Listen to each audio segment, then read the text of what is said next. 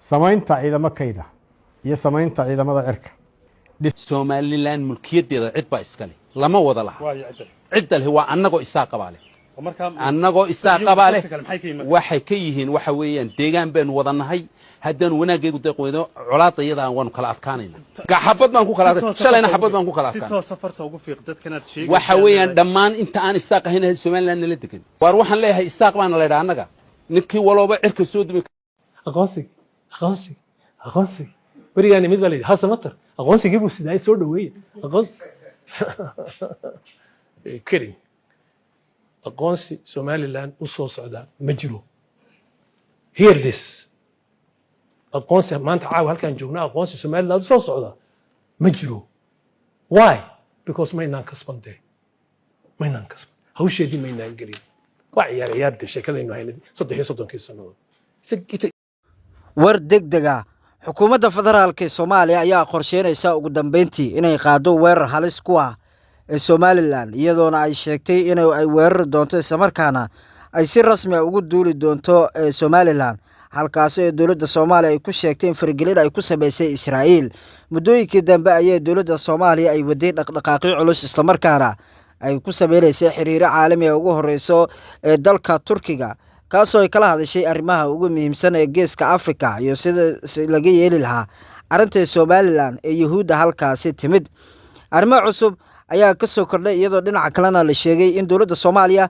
maanta si rasmi ah ula soo wareegtay 4 diyaaradood oo nooca Akinji loo yaqaan isla markaana yihiin diyaaradihii ugu cajiibsanaa ayna ahaayeen kuwa ugu muhiimsan ayaa ugu dambeyntii dawladda si rasmi ah ula soo wareegtay Akinji ayaa loo qorsheeyay inay ka qayb qaadato dagaalka ee fronta cusub ee la gali doono ee Somaliland iyadoo la qorsheynayo in gacanta lagu dhigo halkaas isla markaana Hargeysa ay ugu dambeyntii si rasmi ah loogu soo gacan geliyo dawladda federaalka Soomaaliya dhinaca kalena looga adkaado madaxweynaha Somaliland Cabdiraxmaan Ciro iyo kooxdiisa iyadoona la sheegay in loo baahan yahay in xilfaa looga laabo isla markaana si rasmi ah looga adkaado dagaalada ayaa la sheegay inay yihiin kuwo muhiim ah isla markaana lagu doonayo in xilfaha looga laabo halkaas ay noqon doonto kuwa ugu muhiimsan iyo wadamo kale oo lagu sagwiyo iyagana la sheegay inay diyaar u yihiin inay aqoonsadaan Somaliland laakiin taa bedelkeedana ay ku sheegeen inay u baahan yihiin inay aruursadaan waxyaalo tirabeela iyagoona ay sheegay in aysan marraba aqbali doonin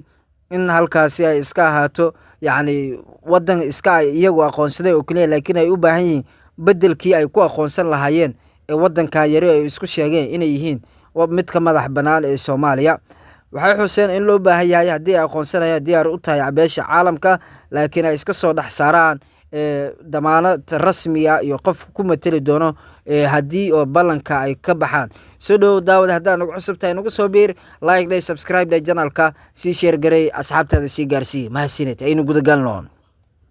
xukuumadda federaalka ee Soomaaliya ayaa la soo wareegtay 4 diyaaradood oo nooca Bayraktar Akinji ee loo yaqaan waliba yihiin guntii ugu dambeysay isla markaana magaca Akinji oo ay ka mid yahay magacyada ugu halista badan ee marka la maqlo isla markaana ee Turkida ay ahaayeen guutada Akinji halkaas oo diyaaradaha Akinji ay fulin jireen weeraro halis ku ah isla markaana ay duqeyn jireen wadamada dawladda Turkiga ay uga qayb qaadanaysay sugidda amnigiisa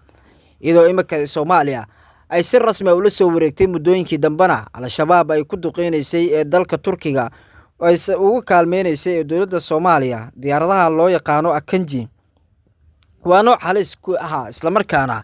ay aad ugu fudud yihiin habka duqeynta iyo waxyeelada qasaaro xooggan geysan kara iyadoo diyaaradahan ay yihiin noocii ugu dambeeyay oo ay soo saarto ee dalka Turkiga Bayraktar Akinji waa diyaarado aad loo mahadiyay dhinaca kalena diyaaradan ayaa iibsaday wadamo badan oo ka mid yahay Mareykanka Ruushka iyo si la mid ah Chinaha iyo Kuuriyada Waqooyi ayaa iibsaday diyaaradahan Akinji kadib markii la arkay howlgalkooda oo ay ka fuliyeen dawladtuskooda ugu horeeya ayaa ka qayb qaatay isla markaana wadamada lagu soo bandhigay waxay qayb ka ahaayeen ee Soomaaliya ayaa lagu tijaabiyay iyadoona loo adeegsaday dagaalkii al-shabaab ee dawladda Soomaaliya ay kula jirtay ee muddooyinkii u dambeeyay isla markaana u adeegsatay arrimahaasi qorshayaashaas ayay qayb ka ahaayeen ee Akinji ee loo adeegsaday ee duqeymihii isla markaana si rasmi ah ugu qayb qaateen duqeynta iyagoona dhinaca ka saaciday ee dawladda Soomaaliya sidii ay ugu adkaan lahaayeen al-shabaab ayaa si loo adeegsaday ee diyaaradaha ee nooca loo yaqaan Akinji dowladda Soomaaliya ayaa ka qayb qaadan ayay sheegtay in Akanji ay ka qayb qaadan doonto dagaalka adag ee lala gali doono Somaliland iyadoona ay sheegtay inay duqeymo rasmi ay ka geysan doonaan caasimadda Hargeysa ee Somaliland markii ugu horeysay oo taariikhdana ay lagu amri doono inay ku soo biiraan haddii diidaanna ay diyaar u tahay xukuumadda federaalka Soomaaliya inay fuliso weeraro oo rasmi ah ku fuliso. dhinaca kalena madaxweynaha Somaliland Cabdiraxmaan Ciro ayaa si rasmi ah ugu dhawaaqay isagoo sheegay inay diyaar u tahay in ciidamada cirka Somaliland ee la aas-aaso kadib markii dalka Israa'iil ay u ballan qaaday inay siin doonaan diyaarado kuwaas oo ka saacidi doona sidii Somaliland ay u noqon lahayd dal ka madax bannaan ee Soomaaliya iyadoo qorshayaal halis ay socdaan. waxay arrinkaa kadib la soo wareegida 4 diyaaradood waxay Somaliland ay sheegtay inay aas-aasi doonto ciidamada cirka ee Somaliland kuwaas oo qayb ka qaadan doona sugidda amniga ee Soomaaliya isla markaana ay kor ka ilaalin doonaan ee Somaliland. madaxweyne Ciro ayaa wada dhaqdhaqaaqyo culus iyadoo saacadii ugu dambeeyay ee la waayay gebi ahaanba muuqiisa isla markaana laga waayay meel uu jaanic cirib u dhigaba iyadoona la sheegay in loo baahan yahay in la soo helo. madaxweynaha Somaliland Cabdiraxmaan Ciro wuxuu kala sheegay in Israa'iil ay u ballan qaatay diyaarado oo nooca oo ka qayb qaadan doono sugidda amniga ee Somaliland taasoo lagu saleynayo in lagu sugo ammaanka ee Somaliland isla markaana lagu adkeeyo taasoo ay arrinta ugu muhiimsan ay tahay sidii loo adkeyn lahaa ammaanka ee Somaliland. Cabdiraxmaan Ciro ayaa si rasmi ah u shaaciyay inay diyaar u yihiin inay la soo wareegaan dhinaca kalena kadib markii xogaha sirdoon Israa'iil ay heshay ay u gudbisay taasoo ay sheegayso in dowladda federaalka Soomaaliya ay qorsheynayso weerar ka dhan ah Somaliland iyadoo diyaaradaha Akanji ay ka qayb qaadan doonaan duqeynta Hargeysa, Boorama iyo madaxtooyada Somaliland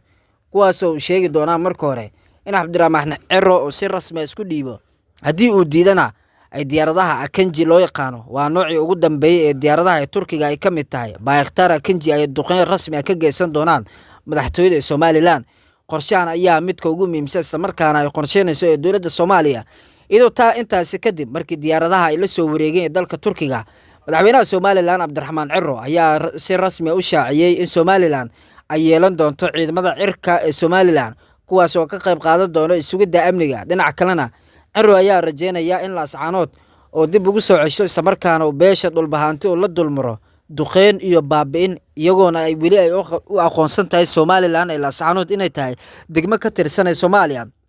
ciidamada Somaliland ayaa fulin doona weeraradii ugu dambeeyay iyagoo kaashanaya diyaaradaha Israa'iil waliba jiilkii ugu dambeeyay ee jiilka lixaad kuwaas oo xitaa ay ka casriyaysan tahay diyaaradaha Soomaaliya la soo wareegtay haddii uu run uu noqdo ee warkaasi isla markaana hesho diyaaradaha Israa'iil oo geysan doona duqeymihii ugu dambeeyay. Laascaanood ayaa la sheegay in duqeymaha koowaad ee Somaliland iyo tijaabadii ugu horeysay oo gantaalada iyo darawalkii ugu horeeyay oo Somaliland oo dhinaca cirka uu duqeyn doono ee Laascaanood isla markaana uu ka fulin doono weerar adag oo cirka kaas oo la sheegay inuu ku beegsan doono madaxtooyada ee Laascaanood iyadoona la sheegay in loo baahan yahay in diyaaradaha marka la soo iibsado goob lagu tijaabiyo. Somaliland ayaa diiday inay duurka iyo badaba ay ku tijaabiso laakiin waxay sheegtay inay ku tijaabin doonto gantaaladeeda ee Laascaanood isla markaana ay wacd ay ku martay inaysan marnaba aqbali doonin in dowladda Soomaaliya halkaasi ay gaarto ay iskaga dhaxmashaxdo ugu horeeyo madaxweynaha qaranka Soomaaliya